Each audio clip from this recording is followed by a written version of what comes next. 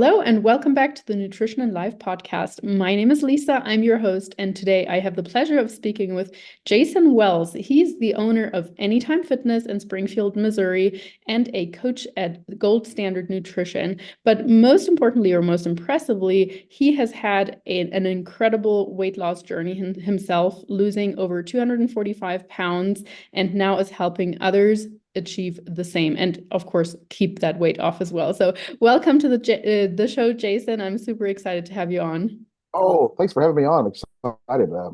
Pleasure being here.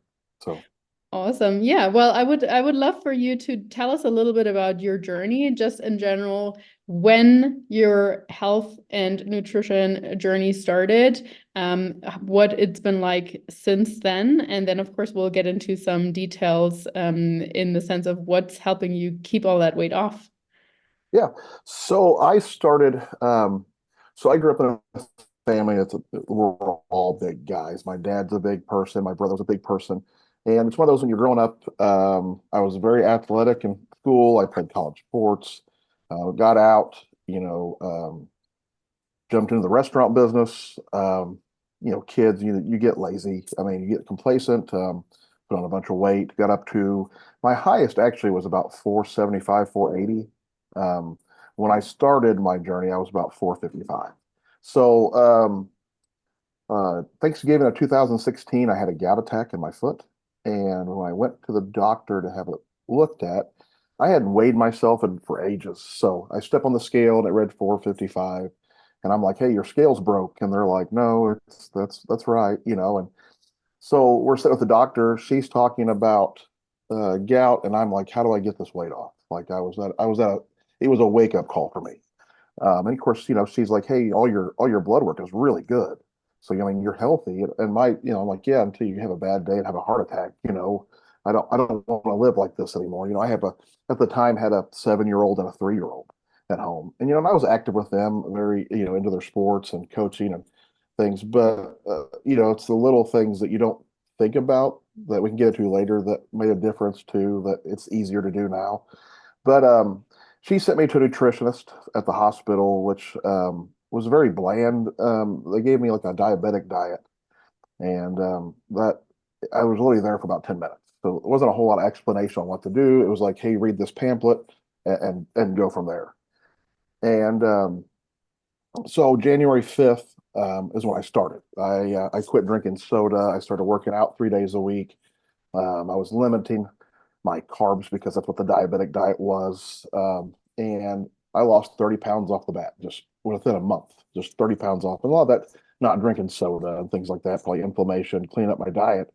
But then it stuck, like it wasn't moving. Like I lost those 30 pounds and it was stuck. And very frustrated. And my niece is one of John Gorman's very first bodybuilding clients. And so I was picking her brain on things. And she's like, Judge, just hire a diet coach, hire John. And of course, and I'm like, he's a bodybuilding coach. And she's like, well, no, he's a diet coach. So I started with him in April of 2017. I weighed about I think I was 420 in that ballpark when I first started with John. And he, wrote me a macro diet. We called it, old school, if it fits your macros type diet, and I got on that, and I'm a black and white person. I'm a numbers person. I'm a very numbers oriented. So that was kind of fun for me because it was like a numbers game. I always say macro dieting is kind of like, a puzzle that you get to cut your own puzzle pieces, make it fit. And so we started dropping, 2 pounds a week, 2 pounds a week. And then Jonathan, when I say black and white, like I never cheated on my diet. Like it was, and he fed me enough that I never really felt hungry. But, when you're that big, um, I think you have enough stored up energy and nutrients that it helps out. But and of course, the bigger you are, the faster I was losing. I've learned that now. But we dropped 2 pounds a week, 2 pounds a week, 3 pounds. And next thing you know, in the first year, we lost over 100 pounds, and we were part of a transformation challenge with another supplement company that we placed really high in. And then we reverse dieted for about 6 to 8 months. I lost another 30 pounds reverse dieting. And then we went back into dieting and lost the rest of it. Then I actually jumped into a bodybuilding show. I had skin removal surgery about 4 years ago. Had a abdominoplasty done for the loose skin. We jumped into a bodybuilding show in Orlando, Florida, and I won my division. It was a transformation division. Amazing. Got invited to the world championship. We went to that. Um, you know, it's pretty surreal. My story, it's funny, is you're up on stage with all these other guys that's lost a bunch of weight. And I always say mine's pretty boring because most of them, had some kind of life-altering experience that made them want to lose weight. Mine's pretty vanilla. It was just I was tired of living the way I was. Mm, Um, you know, um, there's not an aspect of my life that isn't enhanced or better from me being healthier. mm, From little things like tying your shoes. I mean, when you're 450 pounds, tying your shoes is a chore. So what happens is you end up buying shoes like your dress shoes. Obviously, I'm in a professional world also, where you just stay away from shoelaces. You buy slip-on shoes, um, or even shopping. When you're that big, you're very limited on where you can shop for clothes. You're going to the big and tall men's stores. You're shopping at Dillard's here and at the malls because they have a big man section. And I remember needing a suit for a wedding, and I was probably about 230 pounds. So I'd lost about 100 and 200 over 200 pounds. And I walk into Dillard's, this department store, and it hit me because I could shop the rest of the store, and mm. it was almost overbearing. Like I didn't know where to start because I've never had this whole store to shop at. I was always confined to this little section, and so it's all those little things that you don't think about um, that really make the difference. The weight loss is great. The mental, what you grow mentally is just as important as the physical attribute. I mean, I'm way mentally stronger than I ever have been. My confidence is super high. It paid off in my businesses. It's paid off in my diet coaching. That was never. If you would ask me 7, 8 years ago if I thought I'd be where I am now with fitness, I would have laughed at you. Um, so now it's more geared towards showing people what is possible. That I'm obviously not genetically gifted by any means, and the fact that I could do this, anybody can. I have a very busy lifestyle, so people talk about not having time. Well, I run a business. I have two gyms, and when I started, I actually owned a gym, and I also own three Midas automotive repair centers, Right. which I don't have those anymore. I still have the gyms, but I work for a food distribution company. I run their sales division, or I work in their sales division. Um, I also run multiple youth sporting um, divisions in my hometown. Like I run baseball, I coach junior high baseball, I help with the high school program. I run the youth football program. So, I mean, I'm busy, but I was still able to get this done because it was this prioritizing what was important to me. Um, is what I had to do, and it makes a difference. And there's a bunch of little nuances I'm sure we'll get into, but that's pretty much my story in a nutshell. Is I lost most of my weight within the first 2 years, and since then it's been building, then cutting, then building, then cutting to build a physique that I'm happy with. We're in the middle of prep right now, actually, as we speak. I got some shows coming up in July and August. Mhm. Um, and we're gonna, these are a local show. Then I'm gonna actually go do a show with one of John's other clients up in Iowa. So it's for fun. It's kind of neat. I don't ever anticipate winning those shows. It's really just to show people what's possible. That's the only reason I'm doing it. So I love that. That's awesome. I mean, all in all, a super, super incredible journey. And I have actually heard that a few times from my own clients as well, where they just said, there was nothing in particular where, someone died and I suddenly thought, or my doctor told me you need to lose this weight. It was literally, as you put it, being tired or getting tired of living that certain way. mhm. I am also very impressed that you said you have never, quote unquote, cheated on your diet during that time in particular, because so often, I mean, I can imagine you stayed in your environment. Like it was not like you went to a whatever weight loss camp and then, there was no temptations. Right. You kept living your usual life. So I could imagine, when you ate out with friends or someone might have said, "Oh, hey, Jason, why don't you have this and that?" or whatever. Was that, I mean, I'm sure it was challenging, but tell me a little bit about that. So I probably did it the wrong way. because that's part of the little nuances with this. My weight loss was very good. I mean, I didn't have any setbacks, but I definitely had struggles. Hmm. And that was one of them. I grew up, I mean, I'm in a family, obviously I work in the food business, so I'm around restaurants all the time. Plus I come from a family that enjoys eating and they enjoy eating out. And I think with the knowledge I have now, it would have been better. But back then I was so scared to go eat off plan that I would become a hermit, which wasn't healthy from a psychological, mental side. But like, if my kids wanted pizza, I would send them and my wife to go get pizza and I would stay home and eat my cooked meal. Things like that. I just shied away from it because I didn't trust myself to say no. So I just didn't go. Hmm. Um, and I don't really regret it in a way. It's 50-50. I mean, I'm like, okay, well, now I know the knowledge I have now. I'm like, okay, I could have gone and made it work.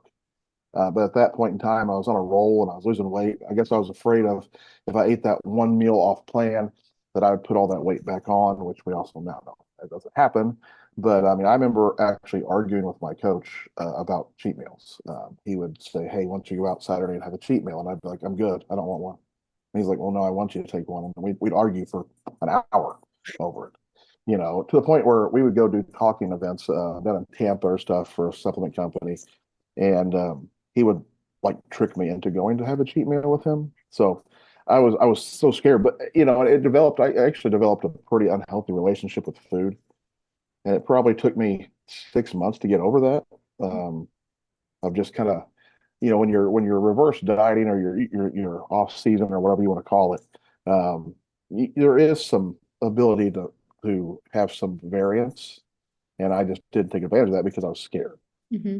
Um, it took me a while to get over that. So that's one of the things I teach with my clients now is, educating them up front, which John did. I just didn't listen. I mean, is trying to get them to understand that it's okay to have a life when your your general population. If you're not trying to get on stage, it's okay to go out and have that one day. Just be cognitive of what you're doing. You know, don't order the 24-ounce T-bone and put baked potato and then have four desserts. I mean, be mindful of what you're doing when you go out. I mean, I don't know of any restaurant that can't make it work for you. I've been out several times since then, and if you want to go have a steak, go have a steak, but maybe instead of having the baked potato, maybe have some steamed vegetables with it, or, you don't need to eat the whole basket of rolls because they put it on the table. Things of that nature I've that I've taught myself better things to do. Um, but I would say that's probably that in a nutshell when it comes to how I handled going out to dinner. It was not the right way compared to what I do now.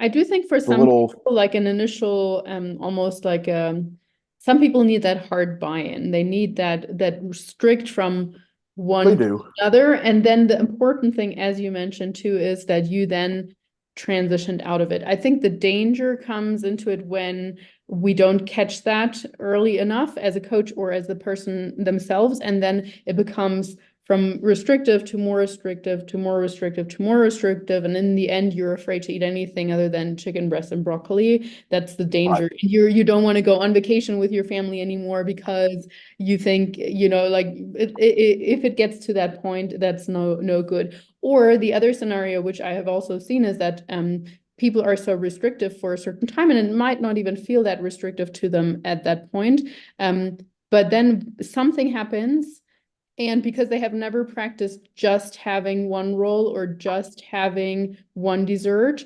suddenly they go out, they allow themselves something, and then they have everything, and then they gain it all back and they lose kind of momentum. So I've seen both things, and of course, that is precisely why practicing refeed days or quote unquote cheat meals on occasion, or even just I don't even wouldn't necessarily always frame it that way, but in the sense of like, hey, you can build in a couple of pieces of chocolate into your day if that's something that you enjoy, but you're kind of afraid of, even in a deficit or even whatever. So I don't know if you see the same thing with your clients. And you mentioned that nowadays you try to educate them on it a lot more. I do. I think you have to read the client and kind of understand what their background is. Some of them are going to have that ability to have a little bit more freedom. I think they can handle it, but then you get some like me where they need that very strict, for several months until they get a grasp on how nutrition really works. Hmm. Um, because I've had several clients that this is their second round of hiring a diet coach. They used somebody else in the past, had really good success, fell off the wagon for several years, and now they're back. So they have a pretty good understanding about how it all works. And then you have some that are kind of like me that are brand new to this. And maybe their family history is kind of like mine. Like maybe they come from a big family who likes to eat, and they don't have that self-control to say no, Hmm. or understand that, when you go out to dinner, like you don't have to order what everybody else orders. You can do what works for you. That was probably my fear was I'm going to see somebody have something on their plate, and I'm like, oh, I want that. And I'm gonna order it. So I think that's what I work with my clients is I try to find out what their background is. I try to understand what made them overweight in the first place, and that tells me a lot about their lifestyle and kind of what their history growing up is. I found out with a lot of mine, it's very driven on how they were raised. Um, Hmm. what kind of family, were they a sports family? Were they not a sports family? Were they, I mean, Italian family because they eat, I mean, things of that nature. Trying to find as much as I can about their background helps me help them.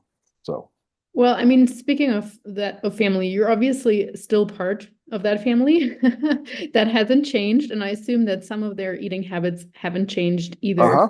So that would be my question to you now. How are you making sure that you're A, staying on track, and B, still enjoying family time with them, given your new lifestyle, your new food choices and everything? Did that require a time of like complete abstinence, or like a time where you completely stayed away from them as well?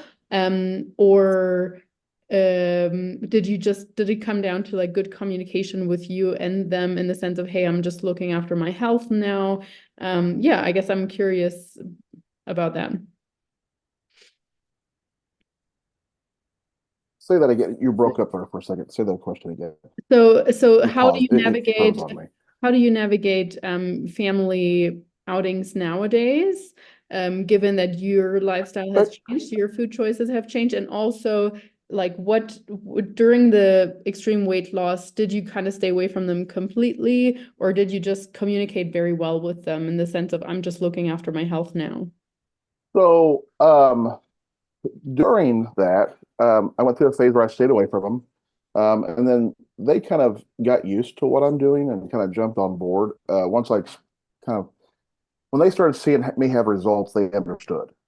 When I first started, they did not. So when they started seeing my results, they understood. And so that kind of turned into like, hey, we're going to go do this, but is this something you can do? So they were very on board with it, which made it a whole lot easier. They started doing a lot more stuff like at somebody's house, knowing that I would bring my own food so I could still be around the family.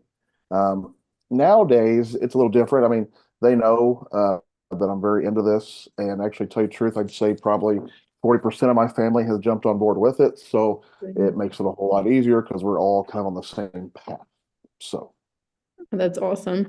Well, and then how did all of that lead you into coaching, really? I mean, obviously, people probably noticed your results, and maybe they approached you directly, or how did that come about? Yeah, I never really thought of myself as being a coach. And then I started getting people ask me tons of questions, from social media, in person, at the gym, and I gave them good advice and it helped. And you have that feeling. I got this warm, fuzzy feeling of helping people, and I'm like, man, this is awesome. And that's kind of where my coach John kind of started gearing me, like pushing me towards helping people. And I kind of fell in love with the idea of I know how I felt when I had success with this, and I want to be able to give other people that. There's a feeling of something inside you when you see somebody have success in this business, and losing weight and becoming healthier, and see how their life changes when they're doing it. That I kind of fell in love with the process of doing that. So Awesome. And you mentioned also that that's yeah. nowadays your mindset, like everything in your life is stronger is better, but also you mentioned your mindset and your confidence. Is there something in terms of mindset work that you were doing along the way in order to create that internal strength as well, or in order to yeah, stay strong and not regress, I guess? Um, I think part of that is doing the bodybuilding prep for me because it does hone me mentally because that makes me really dig down. Um, it's really taught me to choose the harder path on just about everything. Mm. Um, that's really kind of what it boils down to. I think for me is I need the challenge that hones my mentality, and that's kind of way the dieting was it was hard. I mean, I'm not gonna take anything away from it. Like there's a lot of hard decisions you have to make, a lot of sacrifices that you have to make, and I think what I learned about myself is I'm very challenge driven, so I have to challenge myself, and that's how I try to keep myself mentally sharper. And if I feel myself fading away on that or it going down as I find a new challenge, whether it be a business related, whether it be with one of my clients to maybe experiment with a different way of dieting, or maybe it's diet prep for myself.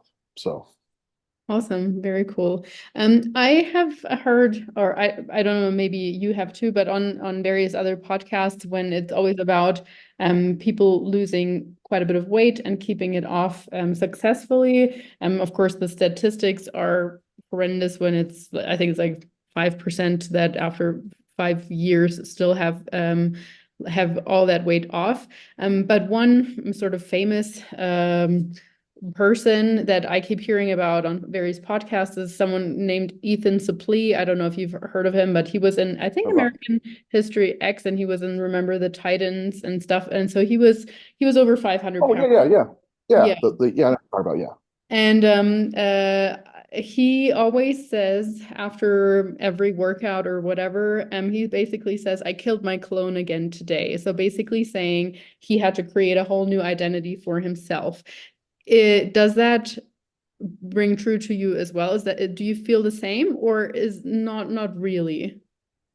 Yeah. Point. Yes and no. I mean, I think my identity is different now than what it was then. Um, you know, from a business standpoint, I guess too, is I was known as the food guy because that's what I did. I ran, I worked with restaurants and got on I was a food rep. And I think my identity now is no longer, most people don't realize I'm even in the food business. They think I'm just in the fitness realm. Right. So, I push myself because of my identity is people are watching. I have lots of people watch me on social media or even in person here at the gym, and I feel like I can't let them down because I feel like that's why I do it, and that's what drives me. And I know, I mean, it's not the right thing to do, but that's what works for me is knowing that I may be inspiring somebody else. So I don't know if it's really changed my identity that much. His is probably a little different than mine, maybe, I guess. I think it all depends on what you need mentally to make yourself keep going. Where his is talking about he's fighting his old self still, Mhm. where mine is I'm going to try to inspire one person today. That's the way I look at it. So. That's awesome. So, what advice would you have for someone who is unfortunately a little bit stuck in the dieting loop? So, they might be having success with macros, and then at some point, they, particularly when it comes to, okay, let's do a maintenance phase, let's just maintain, that's when they might struggle the most, or when they give themselves too much leeway, or when they're away for a vacation, or, just let's just say the typical sort of person that constantly is in that I'm losing 15 pounds, I'm putting some back on. How would you advise them to get into the mindset of having a reset? So I think it goes back to learning their background a little bit is, um, people, and I have clients that have been this way where they lose 15 pounds and then they gain 10 pounds and they lose 3 pounds, they gain 10 pounds. And what it looks like to me is, most of them have some kind of trigger that triggers this coming off the rails moment for 3 or 4 or 5. 3 weeks or how long will it take, how long they do it. And I think what you have to do is for me, is it's educating them why we're doing the reset, why we're doing the maintenance, why we're doing the refeed, why are we doing the reverse dieting? And and try to keep them. I think you have to keep your clients engaged. And I think sometimes with coaches, we don't engage them enough. Like we give them their plan, and especially if they're doing maintenance, and we're just trying to maintain for a few months to repair the metabolism to start up their diet cycle. I think sometimes we don't treat that like it's still part of the diet. Right. And I think as coaches, if we don't treat that as part of the diet, they're not going to treat it as part of the diet either, or part of the plan. They're just going to they're going to think, okay, cool, we're not doing anything right now, so I'm going to go eat this 3/4 of this carrot cake. There's and what I found, I had a client that I had, and he would yo-yo. He would do really, really well, then he would put on weight. And what it boiled down to was he had a legit addiction to Burger King, the fast food chain. And I'm like, okay, well, those are things I need to know as a coach. Like, if that's a trigger for you, let's figure a way to make this trigger not a trigger. And what it was we just built it into his plan, because what would happen was is he would not have it for 3 or 4 weeks. Then he would go and just binge. I'm talking binge on Burger King for 2 days. And what we found out is that if I gave him just a little bit to satisfy the taste bud of that trigger, I can manage it. And that's usually what with those type of clients is I just got to find out what their trigger is so I can manage it. And I figured out that if you let them have a little bit of that during the week, controlled, that they typically don't have those off the rails moments with whatever that trigger is. Awesome. That's a really good advice, and especially also with building that in or teaching them and having that conversation about building it in. Do you think it sometimes also comes down to like self-sabotage because they still want to fit in with their spouse or their family or their friends or something like I, that? I think peer pressure is a big deal because they don't want to miss those events. They don't want to say no. I mean, let's say saying no to your peers is hard. Hmm. And and sometimes I think your regular gym pop client loses track of why they started in the first place, and they have no self-control when it comes to their peers, their wives, their friends that want to go out and have a drink, or and one drink turns into 10 drinks and a bunch of appetizers or whatever it may be. That's where I think you have to educate the people around you what your goals are. If you're trying to drop 150 pounds, you know what, your best friend, your wife, your whatever, probably needs to know what you're doing so, they don't put you in a position to fail. And I Hmm. think that's a lot of times people don't communicate what their goals are with the people around them. And so with your clients, is it always nutrition coaching and training, or just nutrition sometimes as well? It's mostly nutrition. I will give them workout plans. I'm pretty laxed on that. Like I tell them how many days I want to work out because their nutrition follows their workout. But as in giving them a specific plan, unless I mean I always send it with them, but there's variance. I want them. Most of mine are pretty heavy set people, and I want them moving. That's the biggest thing. And so if they don't have access to some of the stuff that I want to do, or they just can't physically do it yet, I tell them to make modifications. But mostly nutrition. So. Yeah. Yeah, I think sometimes people overestimate the effect that, especially initially, in a long weight loss journey, that just nutrition has when they're like, oh, there's no point of starting if I'm not exercising 5 times a week or so. No, no, no. We can do plenty with just nutrition alone. You don't need to be Right. thinking that you need to spend 7 hours or something like that in the gym every single week. I think, of course, as we progress and, in a no doubt that more muscle mass is helping us along the weight loss journey and also with appetite regulation and all of that. But nonetheless, I think with nutrition, really, we can get a very, very long way. Right. Yeah. I think so too. So with your own journey, you mentioned you have a few shows coming up. Mhm. Anything, is it all in Missouri or Uh, whereabouts? One in Missouri here locally in Springfield, and one up in Iowa. Mhm.